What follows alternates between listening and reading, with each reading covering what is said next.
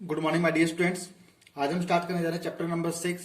और चैप्टर 6 को स्टार्ट करने से पहले आपको कुछ बेसिक टर्म्स के बारे में पता होना चाहिए जिनके बारे में हम बात करने जा रहे हैं। सो फर्स्ट टर्म आपके पास आती है एक पॉइंट। पॉइंट आपके पास क्या है? A dot having no dimension. एक डॉट होता है जिसकी कोई भी डायमेंशन, कोई भी रेडियस नहीं होती। अगर मैं इस पॉइंट से एक लाइन ऐसे ले जाता हूं, ठीक है ना, the line which originated from A point is called a रे, जिसको हम क्या बोलते हैं? रे बोलते हैं। और रे को डिनोट किया जाता है ए बी। सपोज यहाँ पे ये ए है, ये आपके पास क्या है? बी है। सो रे is noted by this way. अगर मैं क्या करता हूं, इस पॉइंट से इस साइड भी एक रे मैंने ओरिजिनेट की है और एक रे मैंने इस साइड क्या किया? ओरिजिनेट की है। तो ये आपकी बन जाती है एक लाइन ये बनती है आपकी एक लाइन और इसको रिप्रेजेंट किया जाता है ए बी दिस वे। सो रे लाइन। देन आपके पास आता है लाइन सेगमेंट। लाइन सेगमेंट आपके पास क्या है? Which having two end point, two end points, उसे हम क्या बोलते हैं? लाइन सेगमेंट बोलते हैं। So this is A, this is B, और लाइन सेगमेंट को रिप्रेजेंट किया जाता है ए बी के साथ। तो आई होप आपको ये क्लियर है कि आपका ये रे का साइन है, ये एक लाइन का साइन है, और ये आपके पास क्या है? लाइन सेगमेंट का आपके पास क्या है? ये साइन आपके पास है। किसी को भी रिप्रेजेंट किया जा सकता है, जरूरी नहीं कि आप इसको ए बी बोले। You can say it L M N O, any alphabet you can represent our line with any alphabet, ठीक है।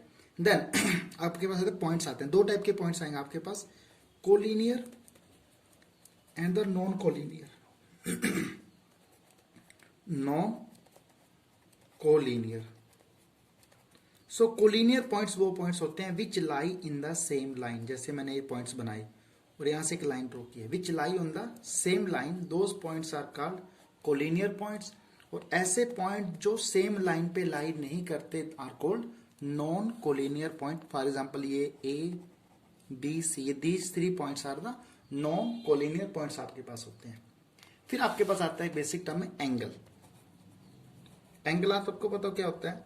कि आपके पास कोई पॉइंट है, आपने यहां से दो रेस को क्या किया? ओरिजिनेट किया। इन दो रेस के बीच में जो ये बना है इसे हम क्या बोलते हैं? एंगल बोलते हैं। एंगल फॉर्म्ड व्हेन टू रे originate from the same and.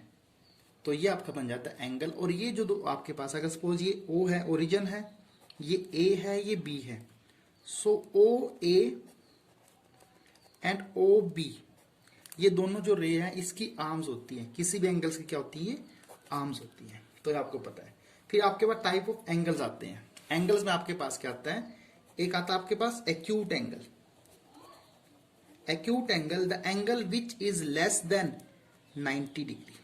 The angle which is less than 90 degree is called the acute angle. For example, 30 degree, 60 degree, 45 degree, सारे के सारे एंगल जो 90 डिग्री से छोटे हैं और called the acute angle. Then आपके पास राइट एंगल। राइट एंगल आपके पास क्या है?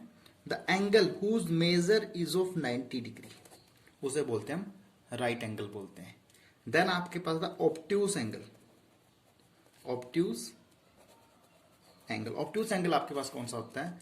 The angle whose measure more than 90 degree but less than 180 degree. ऐसे एंगल जो 90 डिग्री से तो बड़े हैं लेकिन 180 डिग्री से क्या छोटा है, तो वो एंगल आपका होता है ऑब्ट्यूस एंगल। जैसे फॉर एग्जांपल 120 डिग्री, 145 डिग्री, ये दोनों एंगल आपके पास क्या? Obtuse angle. ऐसे बहुत सारे एंगल हैं जो 90 डिग्री और 180 डिग्री बीच में लाई करेंगे। देन आपका straight angle. Straight angle, the angle whose measure is 180 degree. ऐसा एंगल जिसका मेजर कितना होगा आपके पास? 180 डिग्री होगा। ऐसे एंगल को हम क्या बोलेंगे? स्ट्रेट एंगल बोलेंगे। और स्ट्रेट एंगल को रिप्रेजेंट किया जाता है, जैसे ये आपके पास कोई लाइन है, यहां से ये जो एंगल आपका बनता है ये बनता है आपका स्ट्रेट एंगल। और इस एंगल का मेजर कितना होता है? 180 डिग्री आपके पास होता है। अब स्ट्रेट के बाद आपके पास आता है reflex. Reflex angle.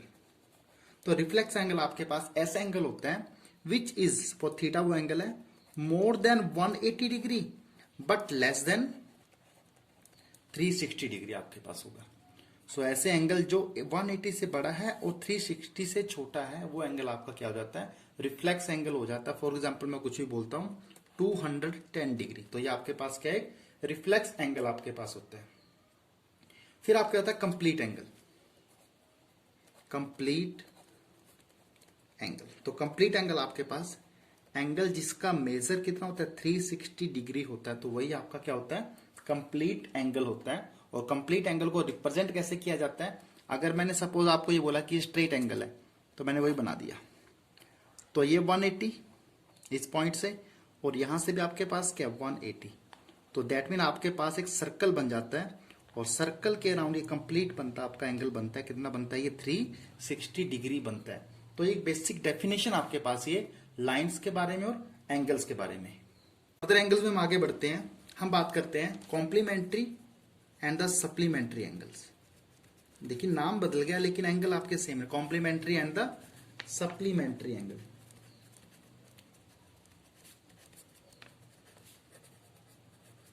Complementary angle ऐसे एंगल जिनका सम 90 डिग्री होता है।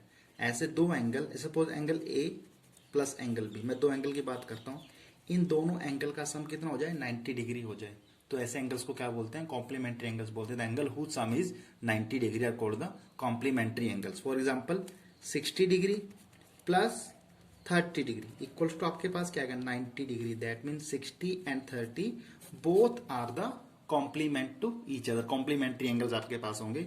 अब यहाँ पे क्वेश्चन आ जाएगा कि आपको दो एंगल्स गिवन है, आप में से एक की वैल्यू पता है, आपको दूसरा बताना है और आपको साथ में ये बोल दिया कि एक एंगल दूसरे कॉम्प्लीमेंट है या दोनों एंगल आपके पास है कॉम्प्लीमेंट्री है, तो आप सिंपली उनको इजीली निकाल सकते हो।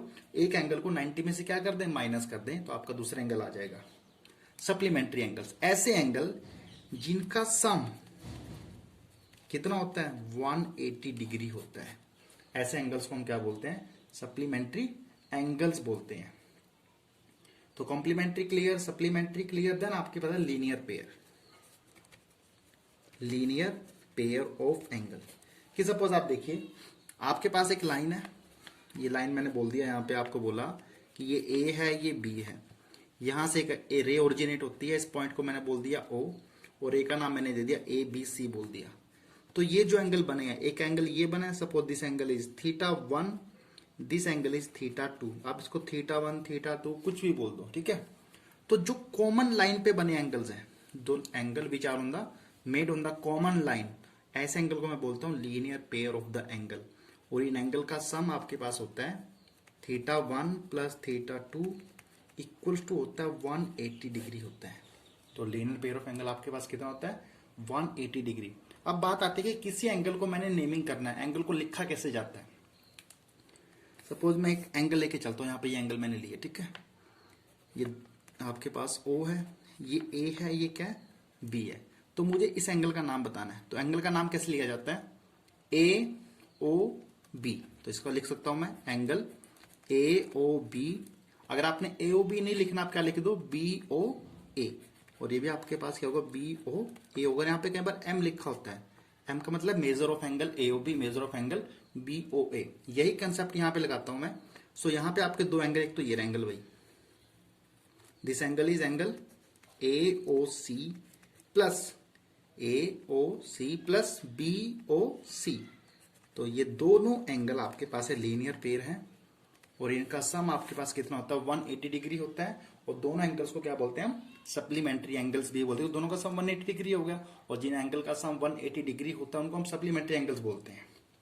आगे आता है वर्टिकल अपोजिट एंगल, जिसको हम लिखते हैं VOA, वर्टिकल अपोजिट एंगल। देखिए दो लाइंस है ऐसे, एक दूसरे को क्या करती है, इंटरसेक्ट करती है, जैसे मैंने यहां पे किया है, two lines intersect each other in this वे।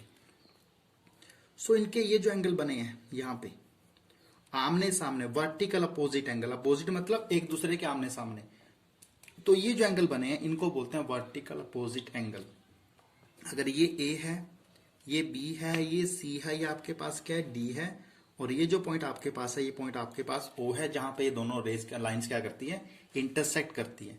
तो मैं बोलता हूं कि ये एंगल और ये एंगल वर्टिकल अपोजिट है ये एंगल और ये एंगल भी दोनों क्या वर्टिकल अपोजिट है। सपोज ये 1 2 3 4, सो एंगल 1 इक्वल टू क्या होगा, एंगल 3 होगा, और एंगल 2 इक्वल टू क्या होता है, angle 4। That mean vertical opposite angle आपके हमेशा क्या होते हैं, इक्वल होते हैं वैल्यू में। जैसा अगर एंगल 1 आपके पास 60 है तो एंगल 3 भी आपके पास क्या होगा, 60 डिग्री ही होगा। आपके पास नेक्स्ट यहाँ पे टॉपिक आता है बेसिक में आपका intersecting and the non intersecting line. जैसे मैंने यहाँ पे बनाई इंटरसेक्टिंग लाइन, ऐसी लाइन जो एक दूसरे को कट करती है, जैसे यहाँ पे ये कट किया। सो जो लाइन एक दूसरे को कट करती है उन लाइन को बोलते हैं हम इंटरसेक्टिंग लाइन, इंटरसेक्टिंग लाइंस बोलते हैं। और ऐसी लाइन जो एक दूसरे को कट नहीं करती उनको क्या बोलते हैं, नॉन इंटरसेक्टिंग लाइन। और ऐसी लाइन आपकी क्या होती है, these line are called the parallel lines. क्या बोलते हैं इनको, पैरेलल लाइंस बोलते हैं, जो एक दूसरे को इंटरसेक्ट नहीं करती। और इनके बीच की डिस्टेंस, दो लाइंस के बीच की डिस्टेंस हमेशा ही क्या रहेगी, सेम रहेगी। तो ये आपकी कुछ बेसिक डेफिनेशन टर्म्स मैंने आपको बताई हैं, चैप्टर के लिए बहुत इंपॉर्टेंट है। आप इनको अच्छे से कर लेना, फिर हम चैप्टर स्टार्ट करेंगे हमारा।